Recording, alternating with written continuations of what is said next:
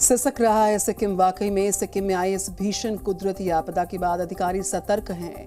आज सिक्किम के रंगपो के पास तीस्ता नदी के किनारे कंट्रोल्ड विस्फोट किया गया।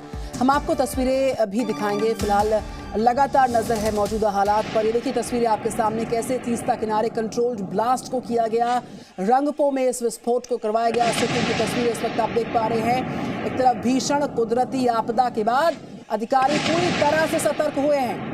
सिक्किम के रंगपो के विजुअल्स इस वक्त आपके सामने। ये तीस्ता नदी का किनारा है जहां पर इस कंट्रोल्ड विस्फोट को करवाया गया। तस्वीर आप देख पा रहे हैं।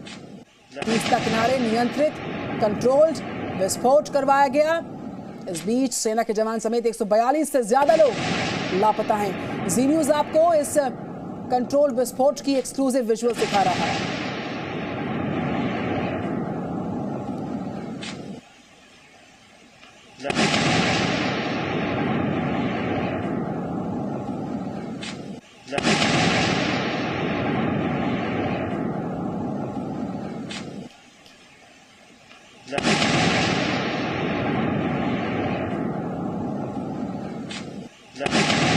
तीन तस्वीरें आपके सामने। अब तक 26 की मौत हो चुकी है।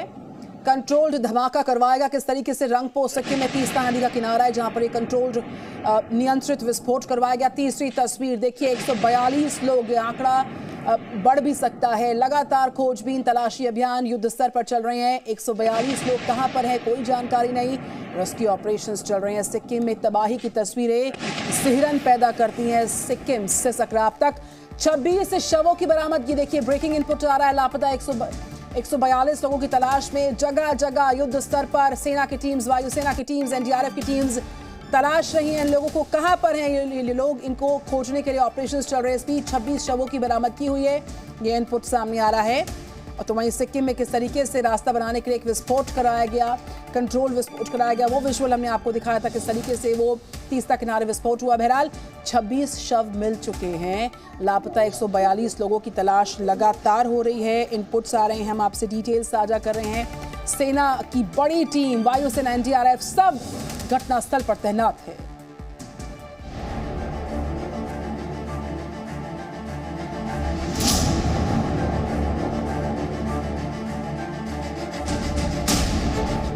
सिक्किम में बादल फटने से तीस्ता नदी में अचानक आई बाढ़ ने भारी नुकसान पहुंचाया। सैलाब इतनी तेजी से आया कि लोगों को संभलने तक का मौका नहीं मिला। इस दौरान हजारों मकान बाढ़ में बह गए और पूरा शहर मलबे में तब्दील हो गया। हजारों लोग अब भी अलग अलग इलाकों में फंसे हुए हैं, जिन्हें सुरक्षित निकालने के लिए रेस्क्यू ऑपरेशन चलाया जा रहा है, जिसमें आर्मी, वायुसेना, एनडीआरएफ और एसडीआरएफ के साथ आईटीबीपी की टीमें भी दिन रात जुटी हुई हैं। इस बीच आईटीबीपी के रेस्क्यू ऑपरेशन का एक हैरान कर देने वाला वीडियो सामने आया है।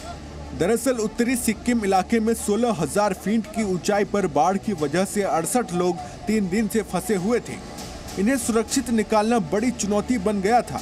तभी आईटीबीपी के जवान इन लोगों के लिए देवदूत बनकर आए। आईटीबीपी ने रस्सी की मदद से रेस्क्यू ऑपरेशन चलाया और सभी 68 लोगों को सुरक्षित निकाल लिया।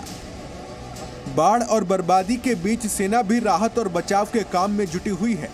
राज्य में कई जगहों पर राहत कैंप भी चलाए जा रहे हैं, जिसमें लोगों के इलाज के साथ उनके खाने पीने का इंतजाम भी किया गया है।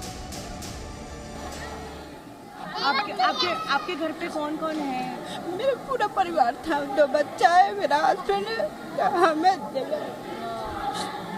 मेरा कुछ सारा सामान खत्म हो गया। कुछ निकाल नहीं पाया कुछ। तो आपको अभी पिछले 2 दिन से आप इसी राहत शिविर में जी वापस जा पाए हैं? आप कुछ सामान निकालने के लिए? नहीं, पानी भरा हुआ है। खबर है कि लाचेन और लाचुंग में 3000 से ज्यादा पर्यटक फंसे हुए हैं, जिनका रेस्क्यू सेना और वायुसेना के जरिए किया जा रहा है। राज्य में तीस्ता नदी में 3 दिन पहले आई बाढ़ से हुई तबाही का मंजर अब भी दिखाई दे रहा है। बादल फटने के बाद तीस्ता नदी ने इतना विकराल रूप लिया कि तेज धार में कई गाड़ियां बह गई। जो बची वो ऊपर तक मलबे में डूब गई हैं। सिक्किम के सिंगतम इलाके में है और ये वही जगह है जो बिल्कुल तीस्ता नदी के पास है। तो 2 बजे जैसे ही क्लाउड बर्स्ट के बाद ही तीस्ता नदी में जलस्तर बढ़ा तो ये रिहायशी इलाके में पानी भर गया था और साथ ही अभी आप जो देख रहे हैं मलबे में फंसी गाड़ियां हैं। आपको बताते हैं कितना फीट ऊंचा जो है यहाँ पर मलबा है, मिट्टी में फंसी हुई गाड़ी है। आपको सिर्फ ऊपरी हिस्सा जो है साइड से गिरी हुई ये गाड़ी का दिख रहा होगा। सैलाब आए 3 दिन बीत गए हैं, लेकिन बर्बादी के निशान अब भी दिखाई दे रहे हैं। मलबा इतना ज्यादा है कि सड़क तो सड़क मकान की पहली मंजिल तक दब चुकी है।